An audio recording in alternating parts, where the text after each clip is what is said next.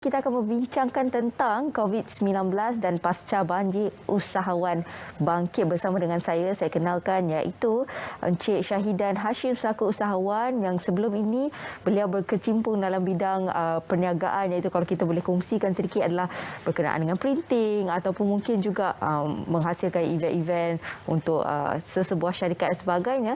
Tetapi kini beliau berkecimpung masih lagi dalam bidang perniagaan tetapi dalam bidang perniagaan melibatkan makanan. Assalamualaikum Pak Ndak. Waalaikumsalam warahmatullahi. Lebih glamour dipanggil Pak Ndak. Lebih glamour. Masya-Allah. Okey, jadi Pak Ndak, mungkin sebagai permulaan lah, bagaimana dalam situasi pandemik COVID-19? Kita tahu dalam tempoh 2 tahun. Pada awalnya Pak Ndak berniaga dalam bidang printing, kemudian beralihlah bermacam-macam bisnes telah pun dilakukan. Dan ketika pandemik begitu mencabar, bagaimana dapat idea untuk beralih kepada bidang perniagaan iaitu melibatkan makanan? Okay, Assalamualaikum, selamat pagi. Assalamualaikum warahmatullahi. Masa mula-mula kita hadapi pandemik, kita hadapi pandemik, saya rasa bukan saya seorang. Semua orang akan rasa bingung. Kita rasa macam bagi seorang peniaga kita terpaksa tutup kedai mula-mula. Kita terpaksa mengikut arahan kerajaan yang dikeluarkan. Minggu pertama, minggu kedua kita akan okey. Masuk bulan kedua dan bulan ketiga, kita akan rasa ianya satu menjadi tekanan untuk diri kita. Di situ saya sebagai peniaga, saya mula fikir, apa perlu saya buat untuk berubah? Adakah saya perlu berada di tempat sekarang atau saya perlu menunggu waktu yang lama akan berubah kembali untuk saya hidup seperti normal waktu lama?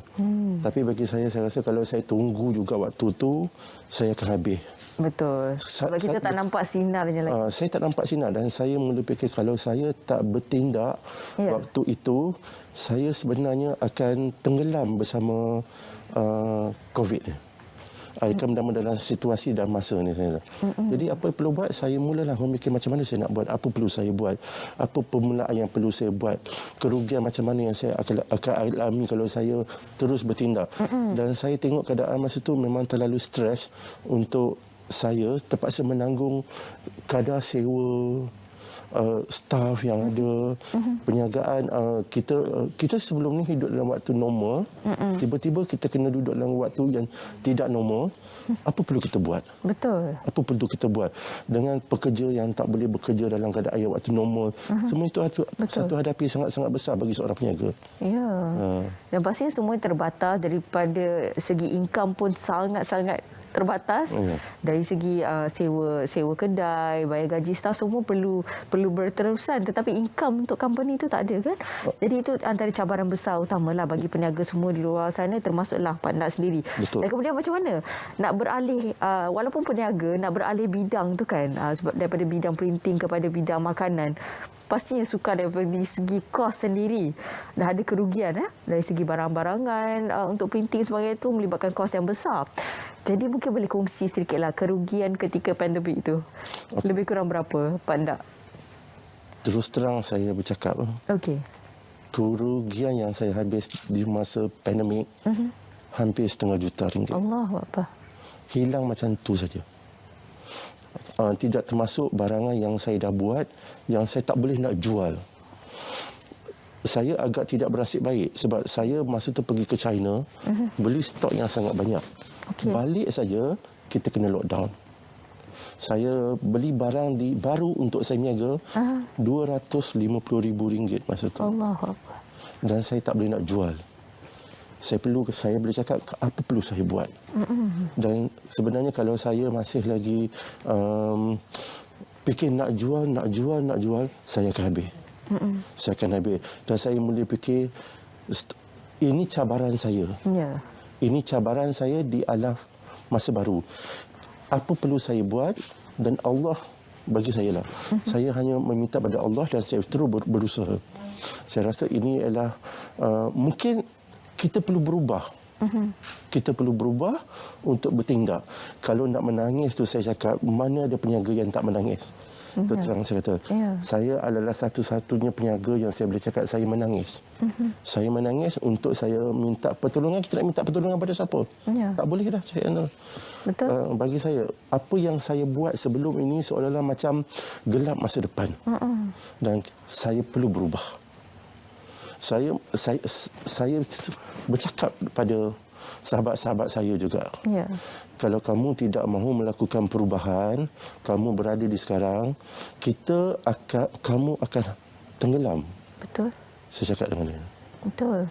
Dalam Islam pun ada mengatakan bahawa kalau kita tak berubah, tidak melakukan perubahan, maka Allah tak akan memberikan kepada kita sesuatu sebagainya. Jadi setiap penghijrahan tu pasti ada hikmah. Betul. Di sebaliknya itu kan.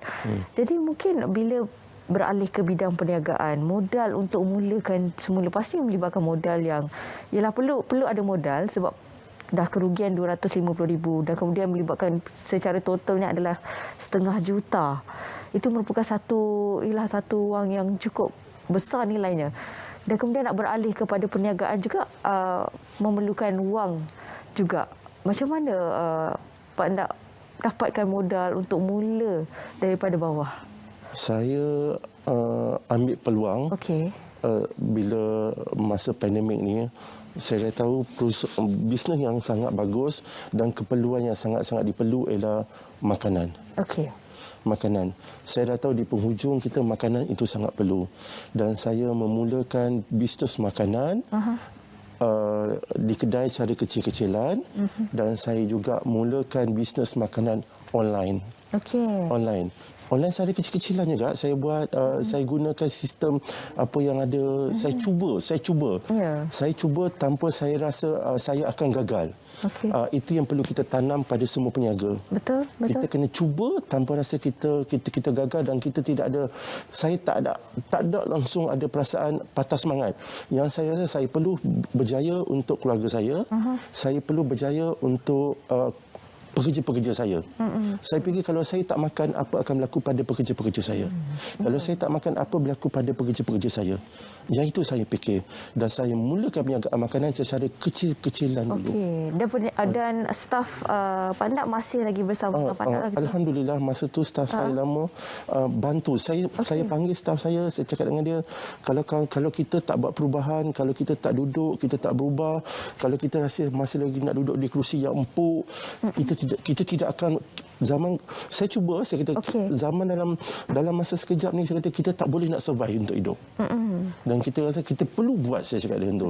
Betul. Saya perlu buat cakap itu. Kita perlu sebab bukan kita saja kehilangan kerja, bila kita tengok macam syarikat penerbangan sendiri pun tak boleh nak terbang.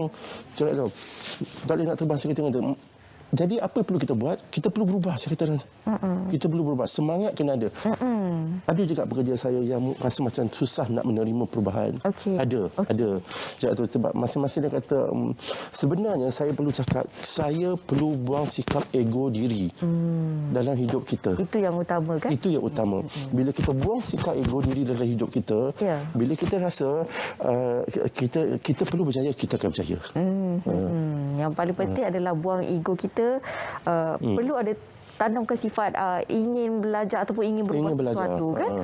Sebab kalau kita berada di takut yang sama ataupun berada di tempat yang sama, maka takkan ada perubahan yang akan berlaku semestinya. Tidak akan ada. Dan kemudian selepas itu bagaimana? Saya mula buat makanan sikit-sikit.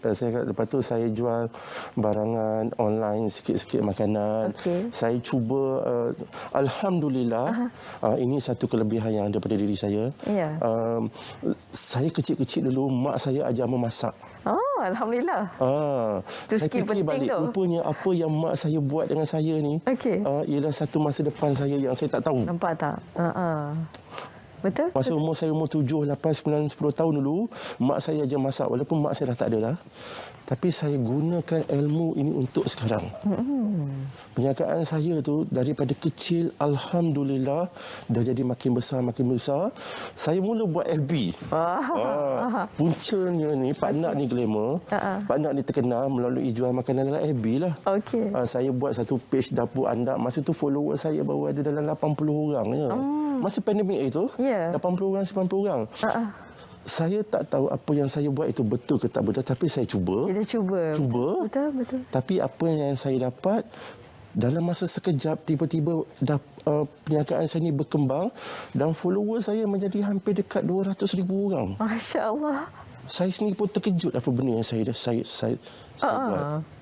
Oh, itu dia nampak tak rezeki kan? Rezeki yang datang tu. Betul. Tapi setiap perniagaan ni dalam masa pandemik ni pun akan ada jatuh dan bangun juga. Hari tu masa kena lockdown lagi sekali Selangor ni, saya pun tutup kedai juga. Sebab SOP kena jaga juga. Keselamatan pekerja pun kena ambil tahu juga. Dalam mencari untung ni kebajikan kena jaga juga. Benda-benda macam ni kena buat. Dan alhamdulillah dengan follower saya yang banyak ni, perniagaan saya makin berkembang dan saya telah melahirkan lebih banyak produk-produk makanan dalam bidang perniagaan saya. Alhamdulillah. Dan saya juga apa yang saya buat dengan adanya page saya ni, saya bertindak, saya menolong peniaga lain untuk mengembangkan perniagaan mereka.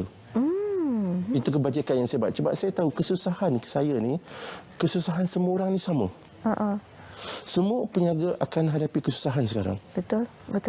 Antara kita mampu tak mampu meneruskan, itu saja.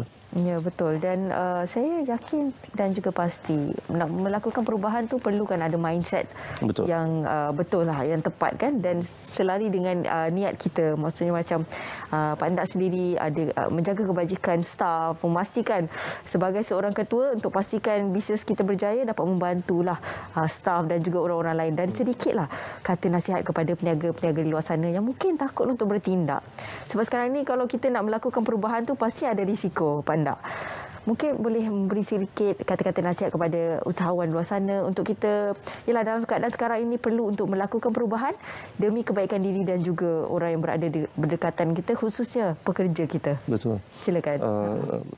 Saya sentiasa menasihat kepada peniaga-peniaga yang berniaga yang dah jatuh, terutama kepada peniaga yang berada kat Selangor baru ni, selain daripada pandemik kena pula banjir. Betul. Perniagaan kawan-kawan saya sendiri yang buka workshop, yang buka bandel, yang buka kedai runcit, semua hancur semua. Semua hancur. Saya sendiri pun simpan stok barang saya dalam van di kampung Tengah Puchong. Satu van hancur. Satu van hancur. Tapi bagi saya itu bukan satu benda yang cakap mematahkan semangat saya. Saya cakap pada peniaga, kawan-kawan saya yang lain lah, ini saya cakap, kita kena ada sikap kreatif dalam hidup. Yang pertama, kita kena ada sikap kreatif dalam hidup. Kedua, kita kena tahu apa kelebihan diri kita, apa permintaan di luar sana. Kita kena tahu. Bila kita tahu kelebihan diri kita dan permintaan luar di sana, kita gabungkan benda ni menjadi satu bisnes, saya kata dengan dia. Kita tahu. Lepas tu kita kena buat trend. Trend kena bertukar, saya kata dengan tu. Saya kata dengan dia, kena tahu perniagaan dulu, kita tak boleh masuk kedai sepenuh-penuh orang dalam kedai. Betul. Dulu boleh kedai makan, sekarang tak boleh. Kita kena tahu macam mana kita nak masukkan kos kat situ. Ini kena ada cakap tu. Lepas tu saya kata jangan mudah patah semangat. Saya pesan dengan kawan-kawan saya, benda yang paling penting dalam hidup sekarang ni kalau nak berniaga, jangan ambil pinjam duit alung. Ini sangat penting. Betul, saya sangat ini sangat penting. Sebab kalau kita nak menyelesaikan masalah kita dengan ambil duit cara macam ni, sebenarnya kita menambah masalah sebenarnya. Menambah masalah. Walaupun mungkin duit tu secara instan, tetapi dalam jangka yang pendek masalah. Betul. Masalah, saya kata tu. Lepas tu saya kata tawakal pada Allah lah. Tawakal pada Allah. Lepas tu bila berniaga dapat untung, niat nak bantu orang lain. Itu perlu buat. Betul. Sebab kalau kita membantu orang lain, pasti Allah akan membantu kita untuk membantu orang lain kan. Masya Allah. Itu dia. Terima kasih saya ucapkan kepada Encik Syahidan Hashim selaku usahawan. Moga dipermudahkan segala urusan insya-Allah, dan moga Allah limpahkan rezeki kepada Encik Syahidan ataupun Pak Endak dan juga staf-staf ahli keluarga yang lain dan juga peniaga-peniaga yang lain insya-Allah. Amin ya rabbal alamin.